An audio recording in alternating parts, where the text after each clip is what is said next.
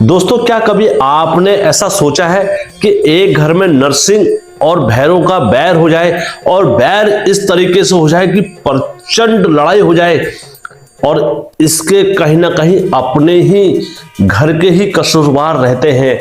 नमस्कार दोस्तों, मैं हेमचू पहाड़ी एक सत्य घटना और आप लोगों के समक्ष लेकर आया हूं। यदि आप पहली बार हेमचू पहाड़ी में आए या गलती से हेमचू पहाड़ी में आए, मैं आपसे यही रिक्वेस्ट करता हूं कि कहानी पूरी देखें। कहानी पूरी देखने के बाद आपको लगता है कि वाकई में यार एक सत्य घटना पर आधारित है, फिर दोस्तों आप चैनल को लाइक भी करना, सब्सक्राइब भी करना और हेमचू पहाड़ी को आगे बढ़ाने का उत्तरदायित्व भी आपका है। तो दोस्तों, हमेशा की तरह वीडियो में आगे बढ़ने से पहले चैनल का इंट्रो।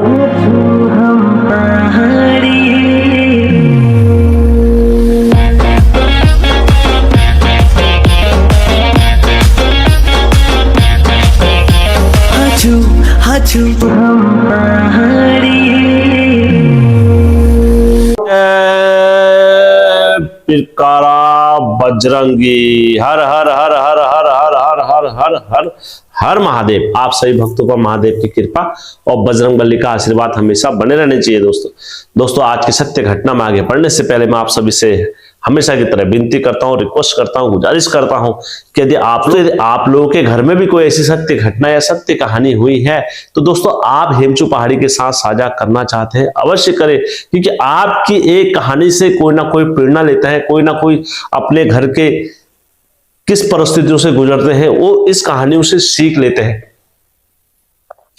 तो दोस्तों हमेशा की तरह सच्ची स्टोरी में आगे बढ़ते हैं। दोस्तों एक रवि नाम का लड़का था और रवि जो था वो नरसिंह देवता का परम भक्त था और इतना भक्त था नरसिंह देवता का कि वो सुबह शाम नरसिंह देवता की आराधना में रहता था।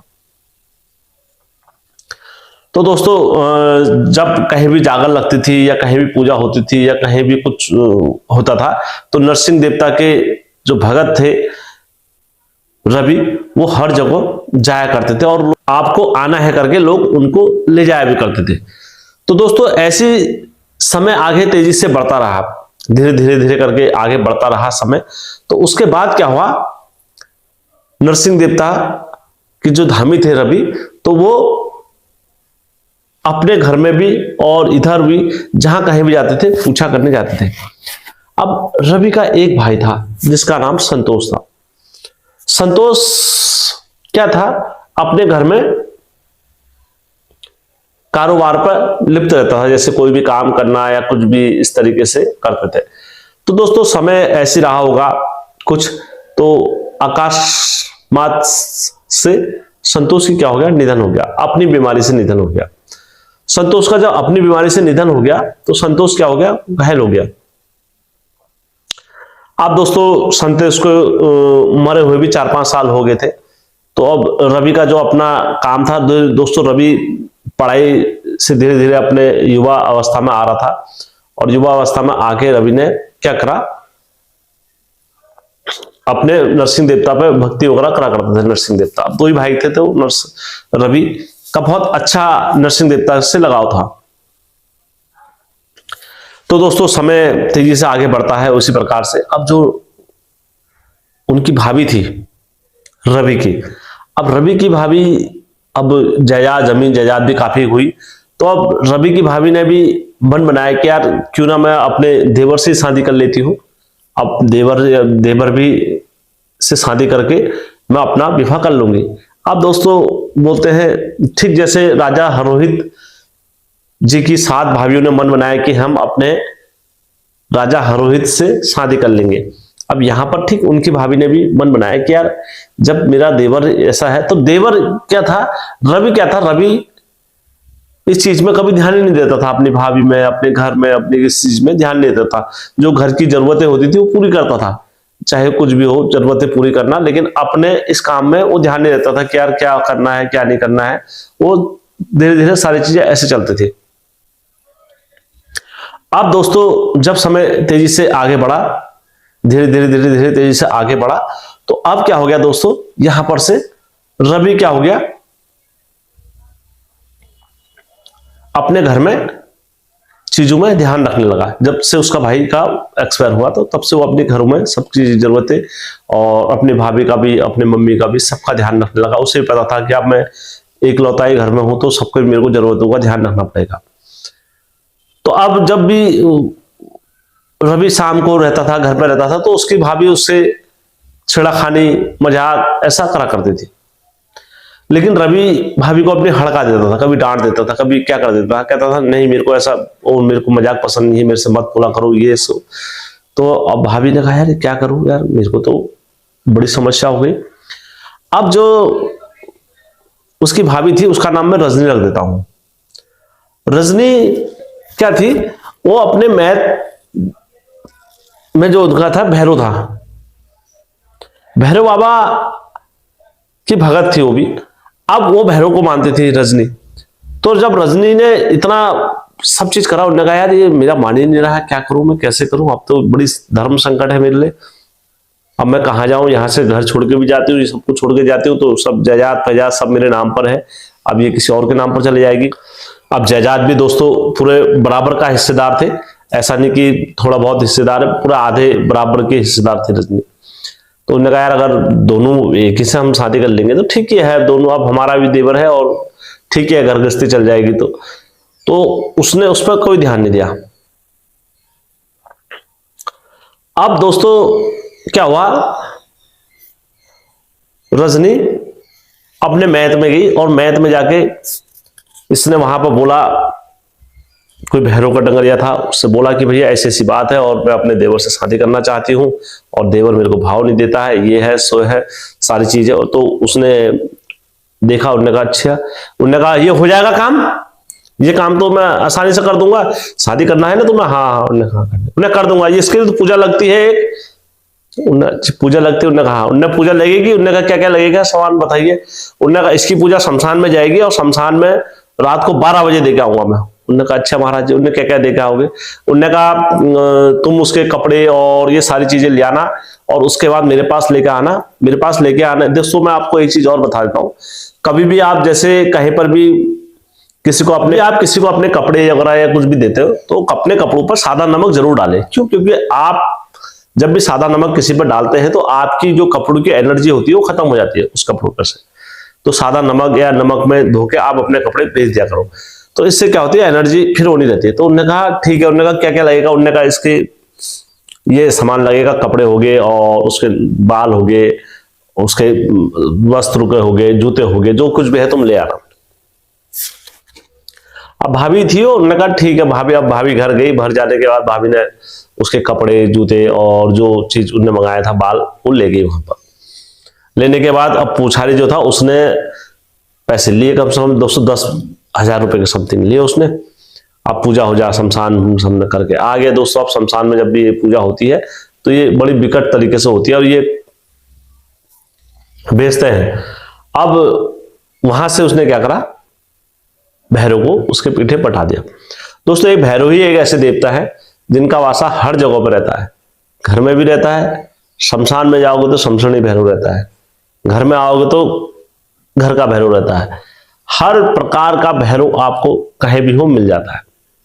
तो अब भैरव देवता से फिर उसने विनती करी, भैरव देवता मैं तुमको बहुत मानती हूँ और मेरा ये हो जाएगा तो मैं अपना वो कर दूंगी, तो मैं तुम्हारा मान सम्मान पूरा ऐसा कर दूंगी। तो ये वहां से पटा के ले गए। दोस्तों मैं हमेशा एक चीज कहता हूं, सत्य हमेशा बलवान रहता है। यदि आपने किसी का 1 रुपया नहीं खाया है तो वो चाहे फिर पूरी दुनिया हिला दे, आपका बाल बांका नहीं कर सकता है। और यदि आपका किसी ने धोखा या आपको किसी ने भ्रमित या आपको किसी ने कुछ करा है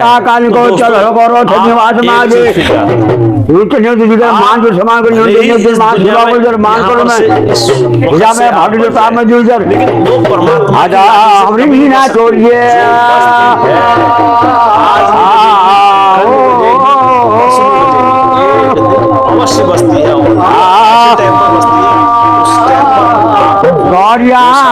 अगर ध्यान रखे कशियान करो महादेव को आज बाला गोजा को रख मंजूर आज में हाथ में छज्जाम सर आज नाक में काम सर आज में कशियान हम लोग मजा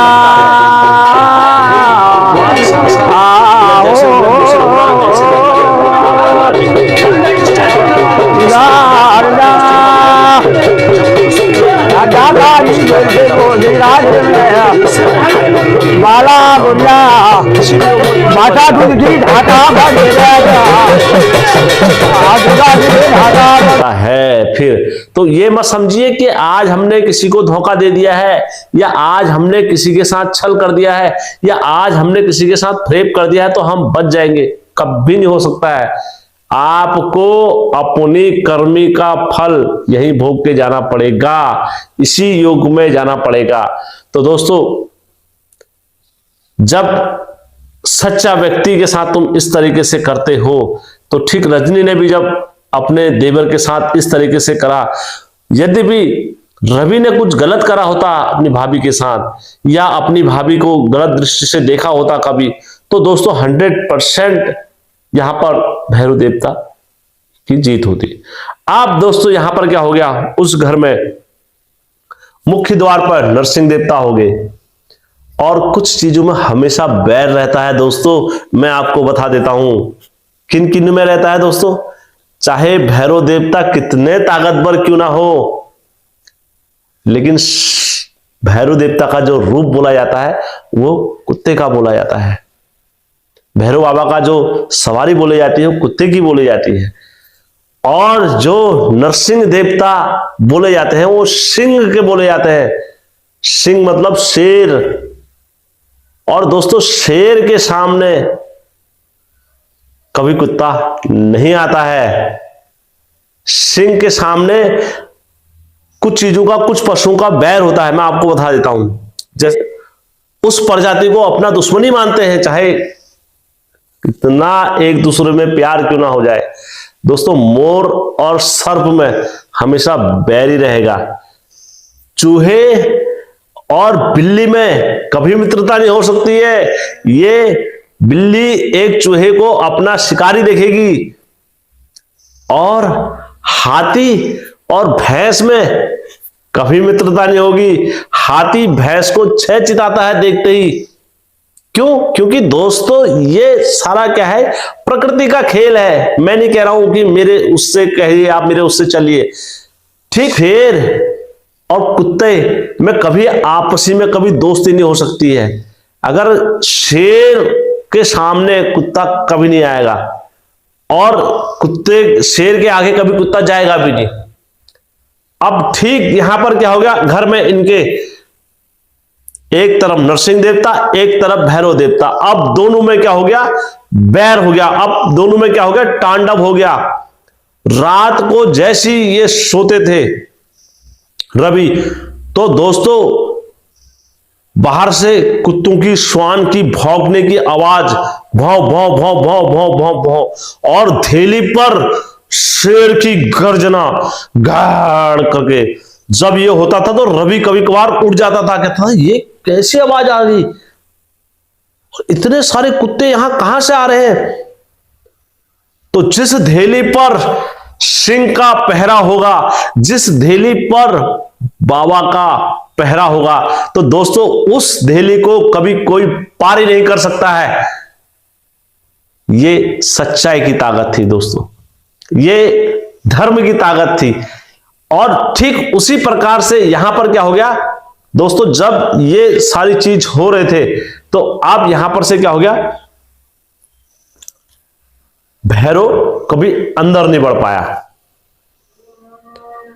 प्रयास बहुत करा रवि को मोहित करने का, रवि को विचलित करने का, रवि को ध्यान में उसका ध्यानी का ध्यान डालने का, लेकिन कभी उस तक वो बात नहीं पहुंची।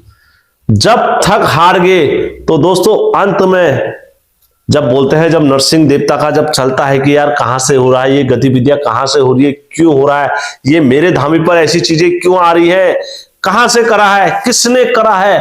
तो दोस्तों जब बैठे ध्यान में बाबा जोशीमठ के, और जोशीमठ के ध्यान में बैठ के उनका ध्यान कहां चले गया, सीधा जोशीमठ को चले गया। और जोशीमठ को जब ध्यान लगा के दोस्तों वहां से जो नरसिंह देवता फिर उग्र रूप में जो चलते हैं, तो दोस्तों मैं उस चीज को व्याख्या नहीं कर सकता आप लोगों के समक्ष। फिर दोस्तों उनको पता लगा कि मेरी किकरी मेरे धामी के लिए वहां से ये करा के लेकर आ रखी है। तब दोस्तों यहां से नरसिंह देवता का दोष लगा फिर उस पर, और जब नरसिंह देवता का दोष लगा तो दोस्तों फिर वो पड़ गई खाट, फिर वो विकराल हो गई, बाल खोद देती थी, कभी क्या कभी क्या कभी क्या, पागल वाली हरकतें करती थी घर में। जब पागल वाली हरकतें उसने करना प्रारंभ करी, किसी की बात नहीं सुनी, किसी का कुछ नहीं करा, और वो जो इच्छा थी उसकी वो प्रबल हो गई। फिर दोस्तों ऐसी चीजों में ना बोलते हैं ना, जब किसी को स्वतंत्र हम किसी को छोड़ दें, दोस्तों एक चीज मैं आपको बता रहा हूं, किसी को हम स्वतंत्र अगर छोड़ देंगे, भैंस को हमेशा उसे बाधा रखते हैं, लेकिन अगर हम उसे खुला छोड़ देंगे तो वो अपनी आजादी किस तरीके से बनाती है, किसी का उजाड़ खा के, किसी के भूसा खाएगी, किसी का पराल खाएगी, तो जो उसके मुंह में आएगा वो खाएगी। ठीक उसी प्रकार भी जब कुछ क्षणों के लिए आपके शरीर में से आपको देवता जब छोड़ते हैं तो आप भी की भी आत्मा उसी प्रकार हो जाती है, आप ऊर्ध्वन्य करने के लिए व्याकुल हो जाते हो। ना आपको मौत का भय, ना आपको किसी श्रम का भय, ना आपको किसी लोभ और माया का भय, तो दोस्तों फिर आप ऊर्ध्वन करने लगते हो। ठीक उसी प्रकार आपकी जो इच्छा है, आप उस इच्छा के लिए प्रबल हो जाते हैं। ये मैं नहीं कह रहा हूं, ये स्वयं जब किसी को देवता या कोई किसी को छोड़ते हैं तो ऐसा होता है दोस्तों। तो उसी प्रकार से रजनी का क्या हो गया, विकराल रूप हो गया, और वो रवि से अपनी इच्छा प्रकट करती थी, मैं तुमसे शादी करना चाहती हूं, मेरी से शादी करो, और ये वो सब चीज वो ऊर्ध्वन तरीके से बोलती थी। जब वो थक हार गए तो उसके घर से फिर घर वाले भी आए और सब लोग आए, उन्होंने कहा क्या हो गया क्या हो गया, क्योंकि दोस्तों जमीन जायदाद में बराबर की हिस्सेदार थी, वो काफी पैसे वाले भी थे। तो जब ये इच्छा उनकी मन इच्छा पूरी नहीं हुई तो दोस्तों फिर वो अपनी बेटी को बचाने के लिए सब लोग घर से वहां पर आए, तो उनने हाथ वगैरह जोड़े, उनने कहा यार ये क्या हो रहा है, कैसे हो रहा है। तब रवि के सामने नतमस्तक हुए, उनने कहा तुम इसको एक चुटकी लगा दो, और एक चुटकी लगा दो, एक चुटकी लगा दो, चुटकी लगा दो, सभी ने बोला उसको। तब रवि ने उसको एक चुटकी लगाई नरसिंह देवता के नाम से, और उस दिन से उसको फर्क मिला। जब फर्क मिला तो दोस्तों फिर वो ठीक हो गई थी। ठीक होने के बाद फिर उसके बाद 1-1.5 साल बाद इनके घर में जागर लगी। फिर जागर में वो नाची, नाचने के बाद भैरव ने कहा मुझे स्थान दो घर में, क्योंकि मैं आया हूं और मेरे को ये नौत करके लेकर आ रखी है ध्यानी, अब मुझे स्थान चाहिए, मैं जाऊंगा ही नहीं यहां से। तो नरसिंह देवता ने फिर उसको उस घर में स्थान दिया भैरव बाबा को, और वहां पर से फिर बताया कि ये मेरे को ऐसे ऐसे, और ये इसने पूजा कराई, ऐसे कराई, ये कराई, और इसने मेरे सामने मेरे मंदिर में मुझसे पुकार मांगी थी, भैरव बाबा मेरा ऐसा हो जाएगा तो मैं ऐसा करूंगी। तो तब जाके भैरव बाबा ने ये सारी बात खुद अपने मुख से बोली वहां पर सभा में। तो दोस्तों फिर नरसिंह देवता ने उसको चुटकी लगाई और उसने कहा आज के बाद तू मेरे साथ में रहेगा, मेरा साथी संगाती है, और कभी बैर कभी शत्रुता नहीं रहेगी। जो तेरे को जो भाव से जो भक्ति से तेरे को इस घर में मिलेगा उसको ग्रहण करना। तो दोस्तों ये बात 101% सत्य है, इसमें मैंने कुछ भी झूठ नहीं बोला है, जो कुछ भी बोला है मैंने सत्य बोला है। तो यदि कहानी अच्छी लगी होगी तो मैं कमेंट जरूर देखता हूं दोस्तों। आप कमेंट में जो कुछ भी डालना है वो अवश्य डालें, और अवश्य डालने के बाद दोस्तों मैं आपके कमेंट का रिप्लाई जरूर देता हूं। अगर आप ताजा ताजा कमेंट मारते हो तो मैं समझ जाता हूं कि आपने कहानी पूरी देखी है। तो दोस्तों जय नरसिंह देवता की अवश्य लिखना। धन्यवाद।